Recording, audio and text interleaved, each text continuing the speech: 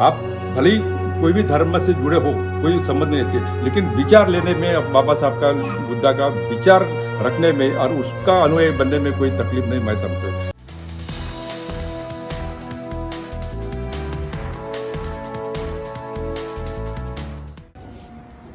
इसके बारे में मैं पहले थोड़ा सा पीछे जाके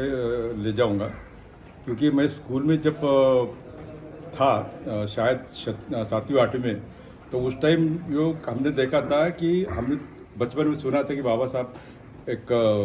घटनाकार है, उन्होंने इनका नहीं है, लेकिन वहाँ पे एक गृहस्थ था जिनका नाम शायद इंगड़े करके थे, बुजुर्ग थे, और उन्होंने बताया कि he was the only drafting committee के प्रेसिडेंट है। तो वो जो हमारे दिमाग में ये था कि ये कैसा हो सकता है भाई, खाली प्रेसिडेंट रहे कि लिखे कि नहीं लिखे। तो फिर जब हमारा कॉलेज में गए हम लोग फर्स्ट ईयर में, तब हमको एक ऐसा मन में आ गया कि उनकी जयंती मनाए, तो हम तब से उनके बारे में जो कुछ जो अवेलेबल रहता वो पढ़ना, या उनके 14 अप्रैल को गांव में खेड़े में हमने, एक मेरे दोस्त थे पाटिल नाम के, और हम दोनों मिला के और गांव के कुछ लड़के लेके हमने इसे चालू कर दिया। तो फिर वो आदत लग गई और लगाव लग गया। तो बाद में जब मैं जॉब में लगा, बैंक ऑफ महाराष्ट्र में मैं ज्वाइन किया, तो उसके बाद में मैं अपने संगठन से जुड़ा हूँ, और मैंने ये ठान लिया कि अगर मुझे बाबा साहब आम्बेडकर या बुद्धिस्ट को समझना है तो मेरे दूसरा कोई प्लेटफॉर्म नहीं है। और पहले इन जो मेरे सहकारी मित्र हैं उनको बोला कि मैं यहाँ से पढ़ लूँगा, खुद पढ़ूँगा, और यही विचारधारा मैं मेरे फैमिली में अडॉप्ट करूँगा और बाकी लोगों को समझाने का काम करूँगा। तो जब मैं हमारे समाज में काम करता हूँ तब हम ये विचार है वहाँ तक पहुँचाने की कोशिश करता हूँ। और सबसे पहले मेरे बदलाव ऐसे हो गए कि मेरे घर में जो मेरे भतीजे हैं उन्होंने भी बाकी इन सब चीज़ों से बाहर कर दिया, और आज अगर जाएंगे तो मेरे भाई के घर में भी बुद्धा की फ़ोटो मिल गई, बहन के घर में भी मूर्ति मिलेंगी, बाबा साहब के फ़ोटो भी मिलेंगे, और विचारधारा बदल गई। तो इसका एक रिजल्ट मैं बता होता का जो शायद कोई ले तो अच्छा रहेगा कि मैं पहला पढ़ा लिखा होकर आज तक मेरे समाज कोई नहीं, मैं पहले से काम करते रहा, मजदूरी करता हूँ, किससे अपने झेला है या अनुभव पाया है वो बताने की ज़रूरत नहीं। लेकिन आज मेरे घर में 10 लोग ऐसे हैं कि पोस्ट ग्रेजुएट है, हाँ, जो ज़्यादा 10वीं 12वीं तक कुछ कर नहीं पाए, हालांकि 50-55%, लेकिन उन्होंने अच्छे डिस्टिंक्शन में अपना ग्रेजुएशन किया। मेरी एक भतीजी LLM कर दिया, एक इंग्लिश लिटरेचर कर दिया, MCA हो गए। मेरा एक लड़का जो है वो ये फॉरेन में बड़ी यूनिवर्सिटी में किया। मैं भी मेरे ज़माने में 7वां मेरिट रहा, मजदूरी करने के बाद में पहली से लेकर तो पूरा पढ़ाई होने तक मैं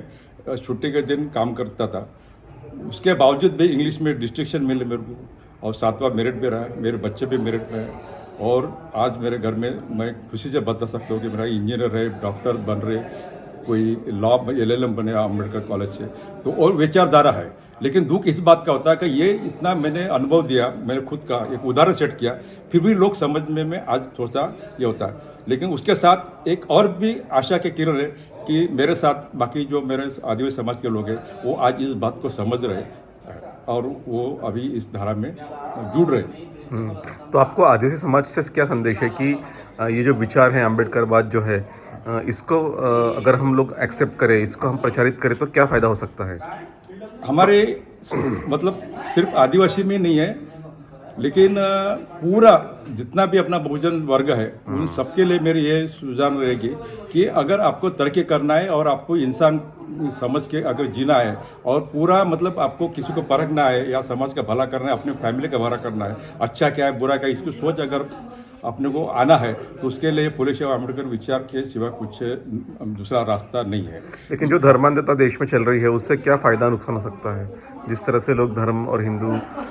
के बारे में कहते हैं? मेरा पर्सनल ये ओपिनियन है कि अपने हर कोई इंसान के जीने के लिए धर्म प्रोफेस करना ये कोई ज़रूरत नहीं होती, लेकिन पूरे दुनिया में देखा जाए तो उसके बगैर कोई रह नहीं पाता है। आज थोड़े लोग हैं दुनिया में अगर हिसाब देखें तो कुछ लोग बगैर विदाउट एनी रिलीजियस से रह रहे, लेकिन ये धारणा होगी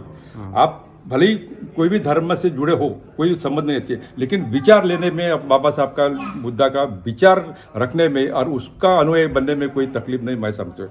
और एक दूसरा मैं बताऊँ कि बाबा साहब ने जो बोला कि मैं पूरा